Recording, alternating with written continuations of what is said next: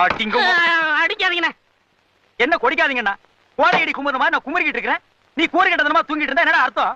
என் வாசிப்பு கேட்டு திருவிழாவில் எத்தனை பேர் மயங்கி இருக்கா, தலை சுத்தி நின்று இருக்கா, வாந்தி எடுத்திருக்கான், பேதியா இருக்கு. இந்த வாசிப்புக்கே இப்படி தூங்குறேன்னா தவிர இல்லைன்னா என்ன செஞ்சிருப்பேன்? அது இல்லங்கண்ணே, எனக்கு எது பிடிக்கலையோ நான் தூக்கிடுவேன். எது பிடிக்கலன்னா அப்ப இந்த தவுல் வாசிக்கிறது உனக்கு பிடிக்கலங்கறியா? அண்ணே சும்மா பேசாதீங்க. நீங்க வாசிங்க, நான் தூங்கணும். நான் வாசிச்சு நீ தூங்கவா? நான் என்ன தாலாட்டான தவுல்ல வாசிக்கிறேன். இந்த நக்கல் தர வேண்டாங்கிறது. அடிக்காதீங்கண்ணே. டேய், செத்து போறதுக்கு அப்புறம் அடி வாங்குற மாடு எது தெரியுமா? எது? தப்புலையும் தவுல்லையும் கட்டுறமே அந்த மாடுதான்.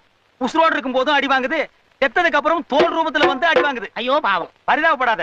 அந்த மாதிரி தான் நீயும் திருந்தாத மாடு. உன்னை